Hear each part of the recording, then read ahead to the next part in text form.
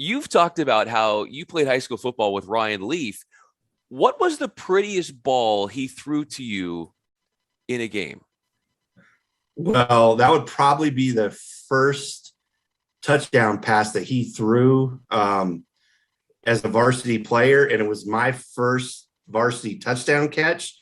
And it was like a 40-yard post against Helena High School on like September 10th, 1992. And so I will always remember it. And I hope he always remembers it as his first. But Ryan could throw the ball. Like he would wear you out in practice, man. Like he just wanted to, you run the post, let me throw it 50 yards. You run a fade, I'm going to throw it 50 yards. You just run downfield, I'm going to throw it. He could throw the football, no doubt about it. How did you get so open on that play? Oh, I was really fast back then. I ran like if you looked at me now, you wouldn't believe it. And a lot of my friends joke with me that, like, can you believe, look at him now, and he used to run like a 4.58 40-yard dash. So I had some speed back then, straight line speed. So Great. yeah.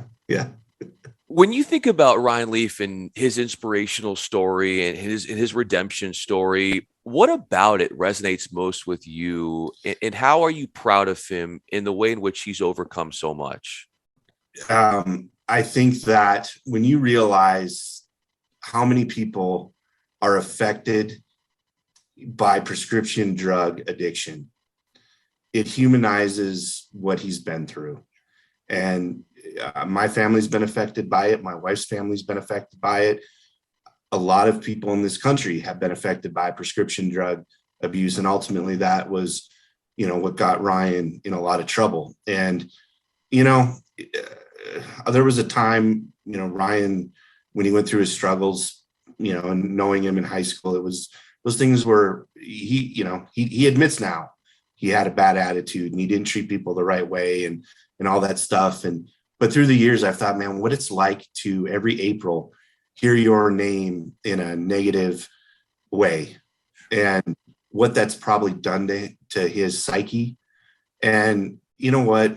At the end of the day, he played quarterback in the NFL. And there aren't very many of us on this planet that can say they made it to the NFL. And you know what? He's just a human trying to live his life, going through the ups and downs. And so I am proud of him that, he's got the help that he needs and has acknowledged some of his behaviors and why he was the way he was. And I just wish nothing but happiness for him now. I really do. And because, man, it's hard to see people go through that addiction stuff. And it really does affect so many people in our country. But so many people, I feel, as you mentioned, Jon, with the way in which Ryan is so open with his story, it's helping so many other people. Yeah. So there is such a good at the end of this story, in that what Ryan is doing is that he's come out, talked about what he's gone through, and so many people are being helped through that. So that is really a neat thing. One of the things that I also wanted to point out with you was that you grew up in North Dakota. What was life like growing up in North Dakota? And take me through your early stages of your life. Yeah. So, I mean, my we're North Dakotans.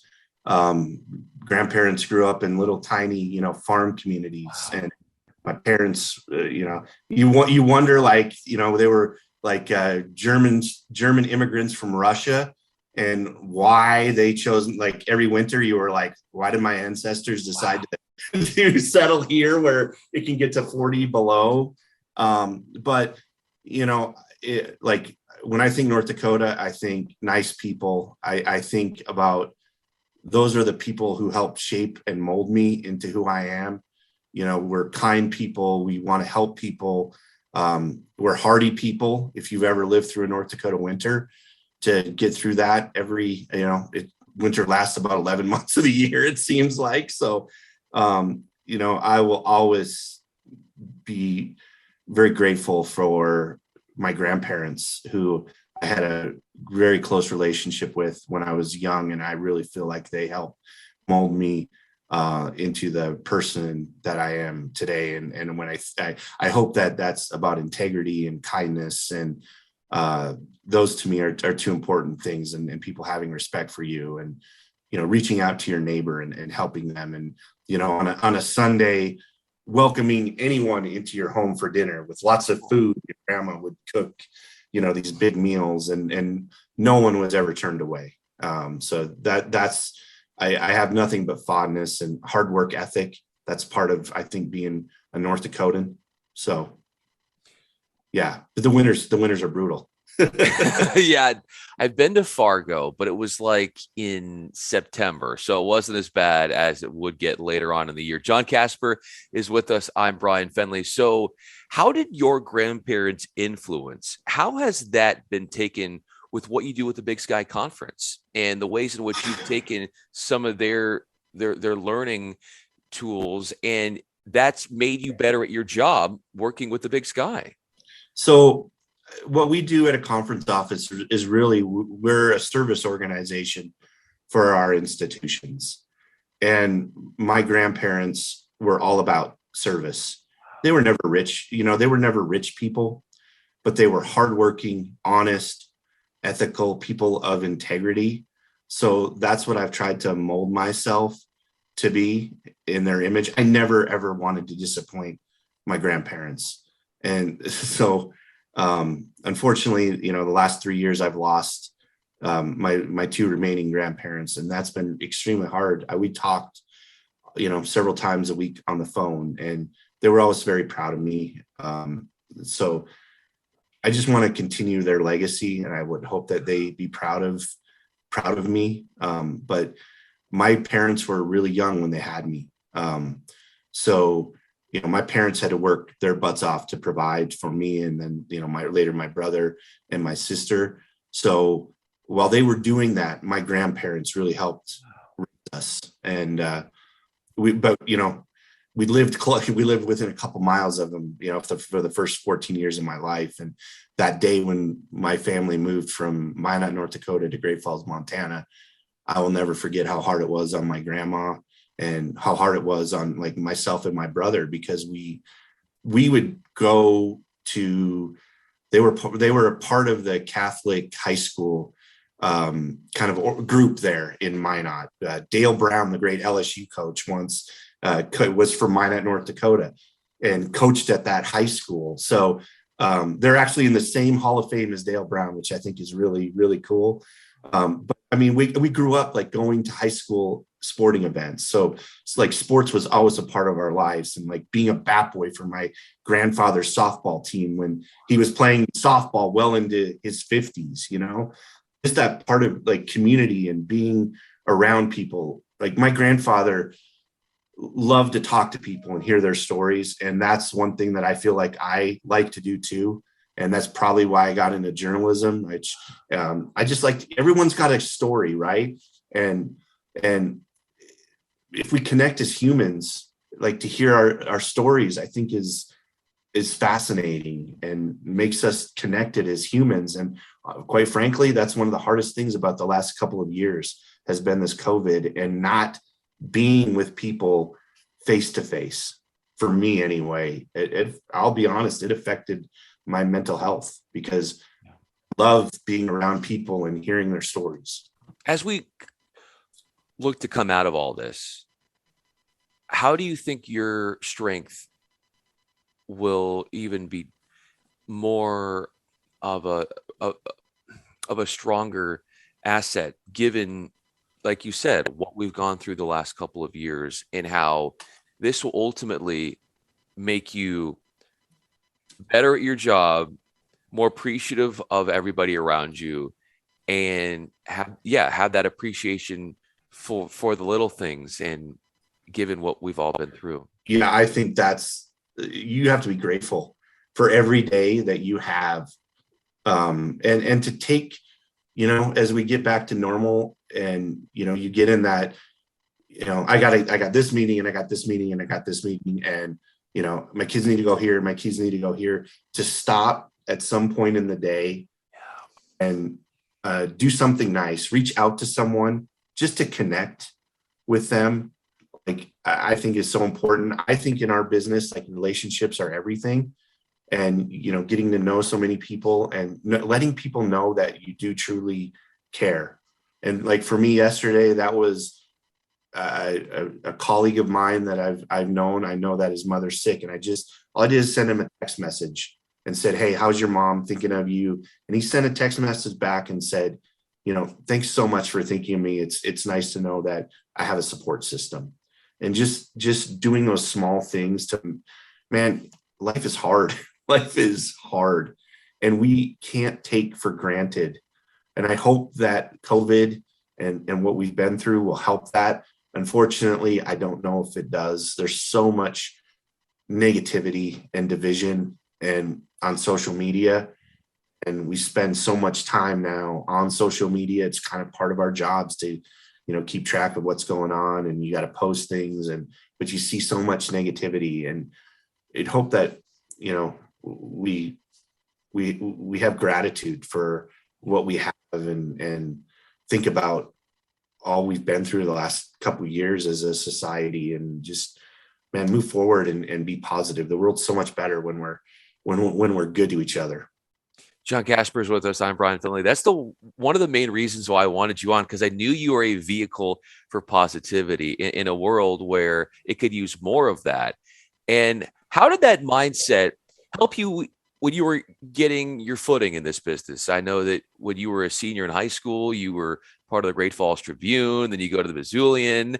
And how did you being optimistic let's face it, Jon, in a very, can be a cutthroat business of media and getting your footing, but how did that help you get those early opportunities? That's a great question. And I'll be quite honest with you. I don't know that I was always that way. I sometimes fed on negativity and cynicism.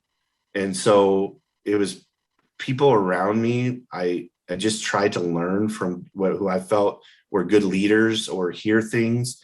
Joe Glenn, who was the football coach at Montana from 2000 to 2003, as part of my job, I was around him every day.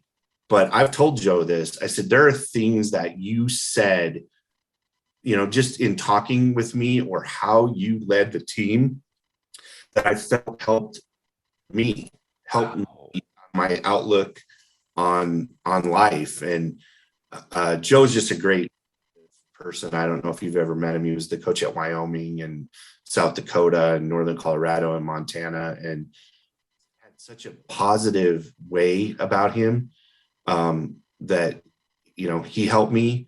But I've always tried to be kind to people, and be understanding and empathetic, and have integrity. And I think that those things that made people respect me. And when I talk about how, I went from being a journalist to working at the Big Sky Conference, I think a lot of that was because of the relationships that I made, and people around the conference respecting me. And I could call them and pick up the phone and say, hey, look, I have interest in this position at the Big Sky. Would you help me? And they all said, absolutely. We think you'd be great at that, at helping promote the Big Sky Conference. And I'm a person with a lot of passion. And I think sometimes that's where I have so much passion that sometimes it comes across the wrong way, because it just my energy. And sometimes I have to stop people and say, wait, I'm not being negative, or I'm not being this way. I'm just, sometimes my passion doesn't come out the way I want it to. But so I've had to grow and learn. And my current commissioner, Tom Wistersill, he's a real big John Gordon fan. And so he has had us read, as a staff's, John Gordon books. And he thrives on positivity. And so it's a constant battle. And like, these last 2 years with mental health, and like I talked about, sometimes there were days that were really depressing. And it was hard to dig out of those, thoughts of negativity. Yeah, you're there. I'm totally with you. I could definitely empathize with those feelings. And you as a leader, you growing as a leader while you're at the Big Sky Conference and having great colleagues with you along the way. You mentioned your commissioner and all those who you've worked with. What's different about you as a leader when you first got to the Big Sky and the leader you are now?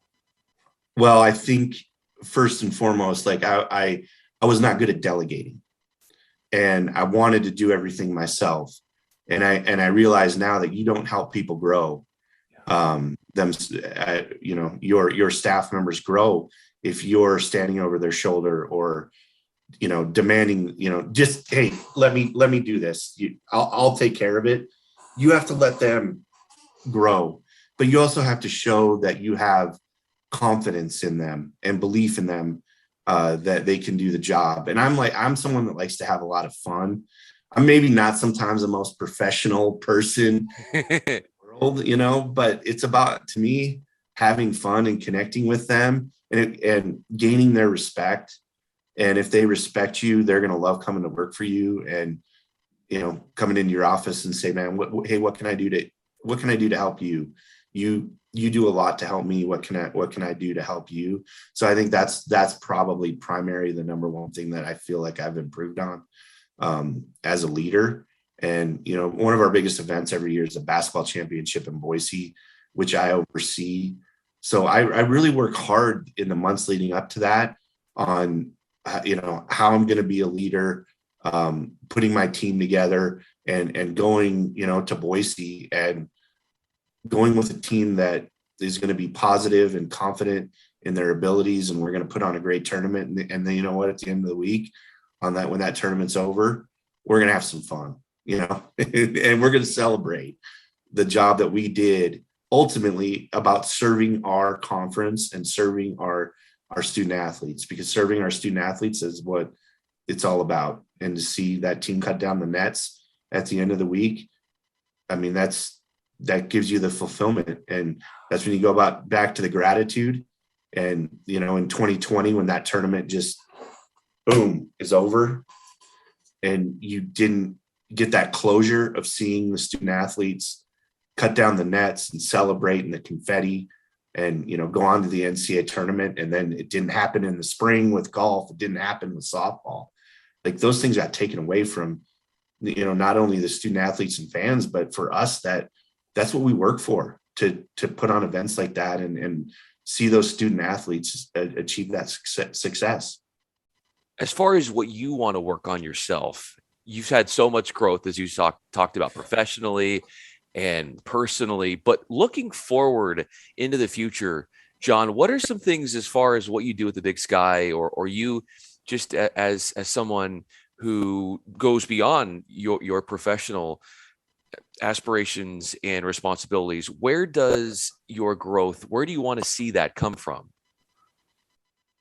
Some of it has to come from within, and to get up every day for me, and to say, you know what, I want to be better. I want to continue to learn.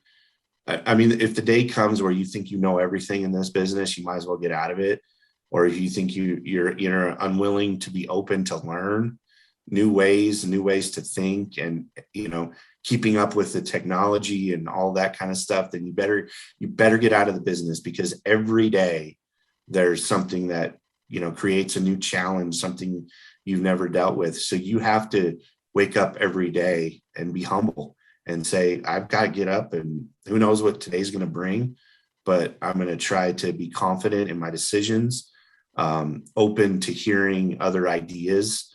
Man, I think that's something our country is really struggling with right now, is like, you either think this way or this way.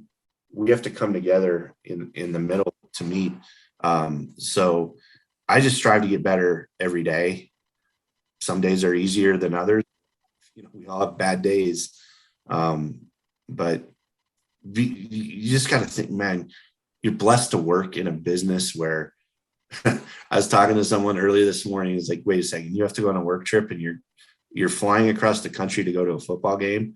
I'm like, that's what I do. So, and realize how blessed and fortunate we are to get to work in a business like that. But man, I've just been appointed to like the NCAA Division I Women's Golf Committee, which is something that I'm really excited about.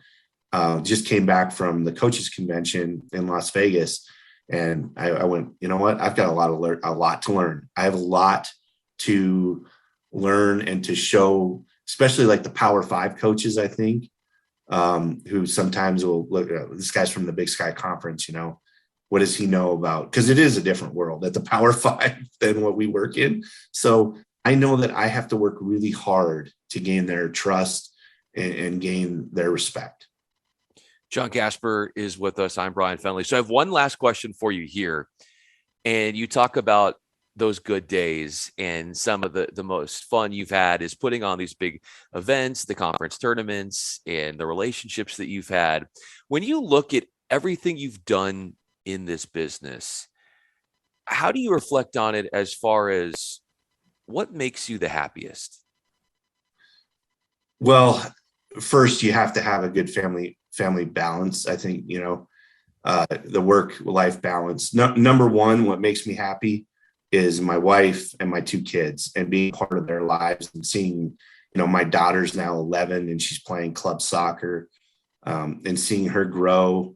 Those things make me happy. And like sharing the experience now with my daughter of seeing female Division I athletes compete. I live like 10 minutes from Weber State, so we can go up and watch a soccer match or a volleyball match. And she's to the point where she's asking me questions about, what I do and women being in sports. And so that I think coincides with what the great days are. The great days are seeing those student athletes compete, us interacting with those student athletes at those championship events, or just even a regular season event, but then also seeing what they do when their sports careers are over. I mean, yes, we have cases in our league of the Damian Lillards and the Cooper Kupps and the Jared Allens, but for the most part, our student athletes are not going to play professional sports. They're going to get their degrees and they're going to go out and do great things. And nothing gives me more joy than to be at a tournament in Boise and have a student athlete from 5 years ago that was like a cross country runner or a golfer come up to you and say, "Hey, do you remember me?" And to have that conversation, "Hey, what are you doing now?" "Well, that's great." And then you're like, "Okay, all right, you live in Boise? Oh, you're going to get involved in our tournament." And, you can give back as well. But those are the ultimate great days. So that's what you have to live and focus on in those days that where we didn't have sports and you didn't know when it was going to come back. I just kept telling myself, we don't know when it's going to be, but we're one day closer. We're one day closer to sports coming back, and having that joy and having that feeling and having full stadiums again. Those are the things that I missed a lot. So I'll never forget when I lived in Spokane and I worked for a TV station and I was covering Eastern Washington. Bo Baldwin was the head coach and Cooper Kupp was there. And you watch him on that red field and make the catches that he made. And you're like, this guy is incredible. And his story is incredible from where he came from. You know it better than anyone. And being a part of that conference, seeing so many stories like that, where these athletes are so inspirational, must make what you do, Jon, so meaningful and so rewarding. And you talk about the joy you feel. Well, you bring a lot of joy to a lot of people around you, athletes and those in college athletics. And we're better off having you, Jon, in this realm of college athletics. Jon Kasper, I'm Bryan Fenley. Appreciate you doing this, Jon. I really enjoyed the conversation, and your openness was profound and really heartfelt. Well, thank you so much for thinking of me. I'm truly humbled to be part of this, and I'm just kind of overwhelmed. Thank you very much.